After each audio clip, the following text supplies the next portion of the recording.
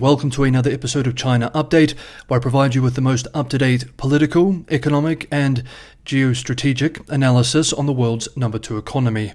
My name is Tony. Let's jump in. Okay, happy Sunday everybody. It's been a big week, and as such I've had to make an extra Sunday video. The focus, as usual for a weekend episode, is on foreign affairs and ideology, and we also have some economic updates to cover too. It's a big episode today, so let's just jump in, and we begin with news in US-China relations from this week. With the EU-China summit this week, the focus was more on the Europeans, but there were several developments with Sino-American affairs too. Let's move through these now. China's top diplomat Wang Yi and US Secretary of State Blinken had another phone conversation this week. The US readout of the chat was short and suggests that the focus of the conversation was on the Middle East and mentioned specifically the Houthi attacks in the Red Sea, perhaps because Washington hopes that Beijing will leverage its influence with Iran to control its proxy. The US readout also stated that the two sides, quote, emphasized the importance of building upon the progress made on key issues in the summit between President Biden and President Xi last month in Woodside, California. End quote. On the PRC side, Wang again brought up the so-called San Francisco vision and made the usual boilerplate statements about the need for cooperation. A few eagle-eyed analysts pointed out a curious detail too. That is, when speaking with Blinken, Wang Yi is identified in official readouts only as Politburo member and foreign minister. But when he speaks with the US National Security Advisor Sullivan, he is identified with the more senior title, that is, head of the Office of the Central Foreign Affairs Commission, suggesting that the PRC does not recognize the Secretary of State as representing as high a office position as National Security Advisor. Meanwhile, this week China said that its fighters shadowed a US Navy patrol plane over the Taiwan Strait. The US Navy's 7th Fleet said the P-8A Poseidon Maritime Patrol and Reconnaissance Plane flew over the strait in international airspace to, quote, demonstrate the United States' commitment to a free and open Indo-Pacific. The United States military flies, sails, and operates anywhere international law allows, end quote. This week, US-based Politico reports that the House Select Committee on the Chinese Communist Party is considering a set of draft recommendations, quote, that includes taking the historic step of repealing permanent normal trade relations with China, end quote. Well, such a move would be ground-shaking. It seems very unlikely to be passed into law. Nevertheless, we will continue to follow the space and cover any notable developments if they happen. Now let's move to an area of great importance domestically to the US, fentanyl. We remember that one of the outcomes of the Xi-Biden talks were Chinese commitments to do more to combat the trade. This week, at the National Teleconference on Drug Control Work, the People's Republic of China Minister of Public Security gave a speech in which he stated, quote, efforts should be intensified in drug control with strict border management, strengthened management of drug-making materials, deepened governance of fentanyl and new types of drugs, and promoting a fundamental improvement in the drug situation. End quote. US-based commentators are hoping that this is a positive sign that Beijing may be honoring this commitment. It's too early to know. We also keep an eye on this space going forward. One more US-China update to cover before we move on to the other developments in today's episode. This news is actually already about a week old, but I was waiting for a US-China video to cover it. My apologies for the tardiness, but there is still value at examining it now. Last week, U.S. Commerce Secretary Raimondo, speaking at the annual Reagan National Defense Forum, called for more money for the Commerce Department to enforce export controls against China and criticized NVIDIA for its behavior. The Commerce Secretary's words speak for themselves. Quote, we cannot let China get these chips. Period. We're going to deny them our most cutting-edge technology. The Bureau of Industry and Security has the same budget that it did 10 years ago, $200 million US. But we have twice as many license requests today than we did a decade ago, and the same number of people doing the work. End quote. She added, quote, I know there are CEOs of chip companies in this audience who were a little cranky with me when I did that because they're losing revenue. Such is life. Protecting our national security matters more than short-term revenue. End quote. Then she called out Nvidia by name. Quote, "If you redesign a chip around a particular cut line that enables them to do AI, I am going to control it the very next day." End quote. She once again brought up China too, saying it was, quote, "the biggest threat we've ever had," end quote, and stressed, quote, "China is not our friend," end quote.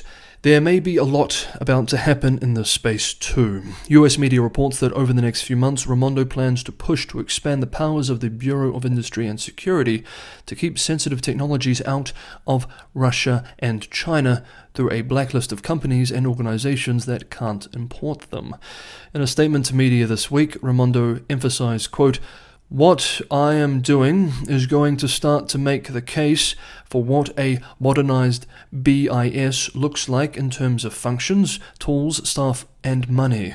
I need to get buy-in on a strategy of a more muscular BIS from all stakeholders, including Capitol Hill, because I want input and then later we'll put in a big budget ask." End quote. Unsurprisingly, Raimondo's comments at the Reagan National Defense Forum did not go down too well in Beijing. Quote, "The focus of her speech was to call for stronger restrictions on China in the semiconductor field. It is not easy to determine which statement is sincere and which is not. The more likely situation is that this contradictory or two-faced nature is deeply rooted in the current US policy toward China, showing a characteristic of wanting both. From Raimondo's speech, we can see at least 3 points. First, the severity of Washington's abuse of national security in its dealings with China. Second, Washington's hostility and malice toward China, with no intention to conceal its desire to strike at China. Third, Washington is facing a dilemma in implementing its policy of containment and crackdown against China.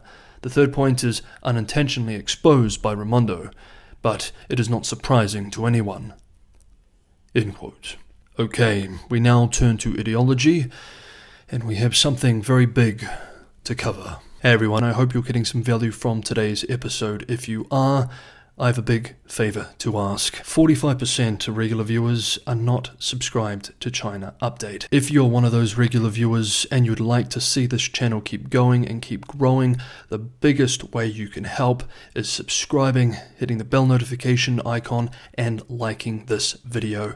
It just takes a couple of clicks, but it makes a huge difference for the channel. This is one of the best ways, the primary way in which the channel can grow and be shown to new people on YouTube. It's a massive help, and if you like the channel, I very much appreciate this assistance. And for those who want to help keep China Update financially sustainable, allow me to continue making these open and free for all 6 and probably this week 7 days. There'll be an extra episode tomorrow a week. Patreon and Buy Me a Coffee links are in the description below. Thank you so much, everybody, for the ongoing support. Next up, in the latest issue of the party's main official theoretical journal, 九事, the party has issued a detailed ideological statement called "Unswervingly Follow the Path of Financial Development with Chinese Characteristics," making it clear that it expects banks, pension funds, insurers, and other financial organizations in China to follow Marxist principles and pay obedience to Xi Jinping thought. Now, some viewers may say, what's so new about any of this?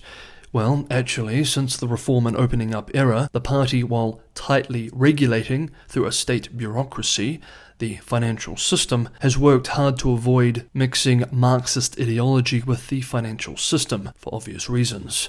This 九事 article is a striking departure from this. Chen Zhiwu, a finance professor at the University of Hong Kong, expressed on the implications of this particular article, quote, "Politics will for sure further dictate China's finance, effectively moving China even closer to how it was before the reforms started in 1978. End quote. Zhu Tian, an economics professor at the China-Europe International Business School in Shanghai, speaking to the US-based New York Times, said this week that the document should be interpreted primarily as a political statement, not a policy prescription, expressing, quote, "Politics affects all important areas, and economic and financial issues are themselves political issues." End quote. Hong Kong-based South China Morning Post, reporting on the article, writes this week that, quote, after years spent emulating some Western practices in the construction of its financial system, China has begun to turn its back on an ideology it has deemed an unacceptable source of risk and inequality, end quote. The 九市 article was written by the Office of the Central Financial Commission and the Central Financial Work Commission.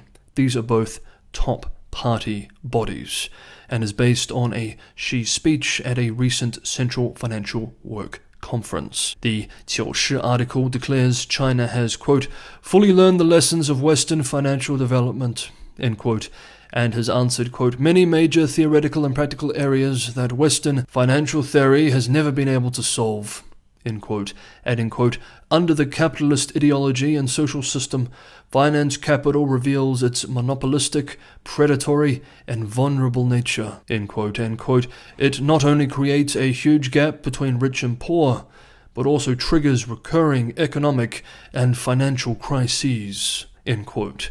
Regular viewers will remember that China has some of the highest levels of wealth and income disparity in the world, much higher than most Western nations, and after fiscal wealth redistribution policies are factored in, higher than the United States. Let us examine some of this 九市 article to get a feel of the ideology. We are now quoting it directly.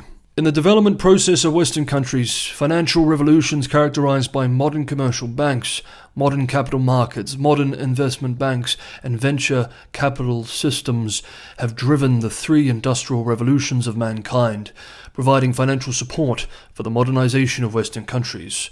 However, under the capitalist ideology and social system, financial capital has shown obvious monopolistic, predatory, and fragile characteristics. General Secretary Xi Jinping's important speech fully draws on the experiences and lessons of Western financial development, reflecting wise contemplation and profound insights into the nature of finance, and opens up new realms of modern financial development theory and practice. The major battle against significant financial risks has achieved positive results, effectively maintaining national economic and financial stability and the safety of people's property. We must firmly guard against the occurrence of systemic financial risks. We need to accelerate the formation of a scientifically sound financial regulatory system, a structurally rational financial market system, a collaborative financial institution system, a comprehensive and effective financial regulatory system, a diversified and professional financial product and service system, and an independently controllable and secure financial infrastructure system. Several commentators have pointed out that much of this language sounds very similar to the de-risking or decoupling strategy being employed by the US, the Europeans, and others, which Beijing has so strongly railed against in recent months. Quote, decoupling de-risking is bad and must be resisted. Just do not look over here while we harden and selectively decouple de-risk our financial system.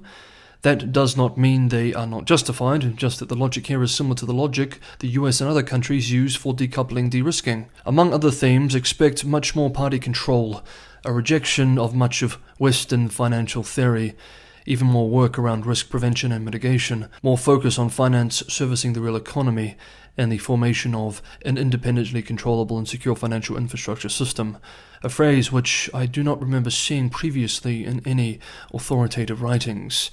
To borrow a phrase from a Chris Johnson, this is more evidence of Xi's efforts to create a fortress economy, and I think we should recognize just how beneficial the sanctions against Russia over Ukraine have been for the PRC on many levels, beyond turning Russia into a captive, lesser partner for many things. The PRC has a roadmap of what can be sanctioned and how to harden against those vulnerabilities. End quote. Okay, finally for today's episode, we move to the economy. Yesterday, Saturday, the National Bureau of Statistics said that the Consumer Price Index fell 0.5% last month, year on year, indicating that according to official numbers, China has descended further into deflationary territory. A 0.5% decrease represents the steepest pace of decline in 3 years, and weaker than the 0.2% drop projected by economists in a US-based Bloomberg survey.